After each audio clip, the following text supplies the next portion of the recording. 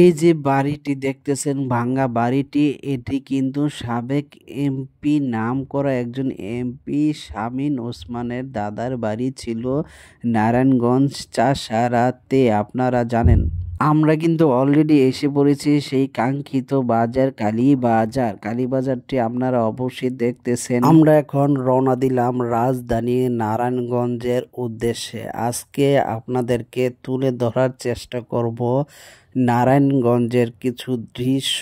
আশা করি আপনারা মনোযোগ সহকারে দেখবেন। এটাই হচ্ছে সেই কাঙ্ক্ষিত নারায়ণগঞ্জের চাষারার উদ্দেশ্যে রওনা দিচ্ছি। আমরা কাছাকাছি আছি, সেই কাছাকাছি নারায়ণগঞ্জ চাষারার কাছাকাছি আছি আমরা।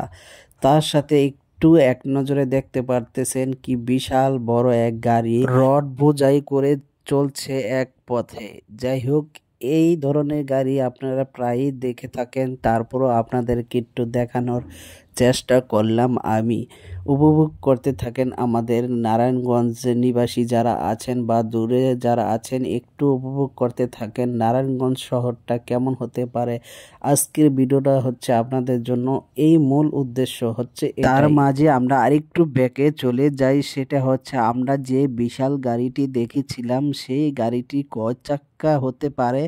আপনারা বন্ধুরা যদি জেনে থাকেন অবশ্যই কমেন্টে জানাতে পারেন যে এত বড় বিশাল গাড়িটি রড বোঝাই করে যাচ্ছে সেই গাড়িটি কয় চাক্কার হতে পারে। প্রিয় বন্ধুরা অবশ্যই কমেন্টে জানাবেন। উপভোগ করতে থাকেন আজকে রাজধানী শহর। এই যে দেখতে পারতেছেন আরেকটু মাঝে একটু ভাঙ্গা একটা বিল্ডিং এর মতো দেখা যাচ্ছে, সেটা কিন্তু হচ্ছে সাবেক এমপি শামীম ওসমান। সবাই এক নামে চিনে থাকেন, শামীম ওসমান এক নামে সবাই চিনে থাকেন। সে শামীম ওসমানের দাদার বাড়ি কিছুদিন আগে 2-3 দিন আগে এই ঘটনাটি ঘটেছিল। সে ভাঙ্গা বাড়িটি আপনাদেরকে কিছু অংশ দেখানোর চেষ্টা করলাম। এটা হচ্ছে নারায়ণগঞ্জ মোড় চাষারায় অবস্থিত শামীম ওসমানের সাবেক এমপি শামীম ওসমানের দাদার বাড়ি ছিল। আমরা এখন চলে এসে পড়েছি সেই কাঙ্ক্ষিত রাজধানীতে আমরা চলে এসে পড়েছি। এটাই সেই রাজধানীর প্রতীক ছবি দেখতে পারতেছেন যে টাওয়ারটা, এটা হচ্ছে নারায়ণগঞ্জের চাষারার মেন শহর অবস্থিত। এটাই হচ্ছে মেন শহর। এটার অপর সাইডে হচ্ছে শহীদ মিনার। সবাই চিনে থাকেন, অবশ্যই চিনলে অবশ্যই আমাদেরকে কমেন্টের মাধ্যমে জানাবেন। ভিডিওটি আপনাদের কেমন লাগলো,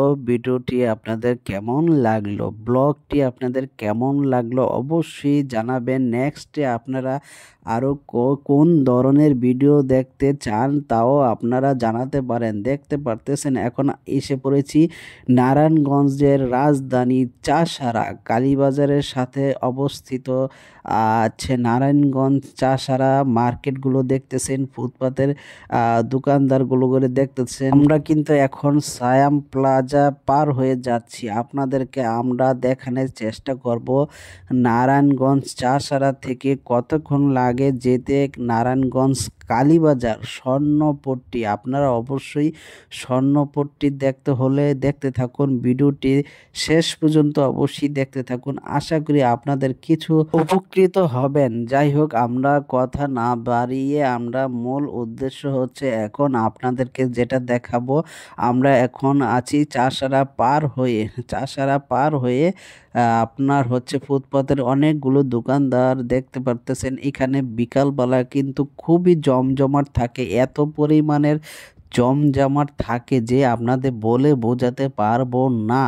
এখানে মানুষের জন্য হাঁটা চলা করা যায় না, মানুষের মাথা মানুষের খায়, কথা বলে না, এই ধরনের মানে এত পরিমাণে মানুষ থাকে। ইতিমধ্যে কিন্তু আমরা চলে এসে পড়েছি আপনাদের সেই কাঙ্ক্ষিত কালীবাজার। আপনারা দেখতে পারতেছেন মাত্র 4 থেকে 2-3 মিনিটের মতো সময় লাগে আপনার নারায়ণগঞ্জ কালীবাজার যেতে। আপনারা অবশ্যই এখন দেখতে পারতেছেন যে বিশাল বড় এক মার্কেটে আমরা চলে এসে পড়েছি নারায়ণগঞ্জ কালীবাজার। এইখান থেকে কিন্তু অনেকেরা আছে যে এখান থেকে কেনাকাটা করে, শপিং করে, গহনা আপনাদের যেটা প্রয়োজন সেটা কিন্তু এখান থেকে আপনারা কিনে নিয়ে যান। আশা করি ভিডিওটি আপনাদের ভালো লাগছে। যদি ভালো লেগে থাকে অবশ্যই লাইক, কমেন্ট, ফলো দিয়ে সব সময় পাশে থাকবেন।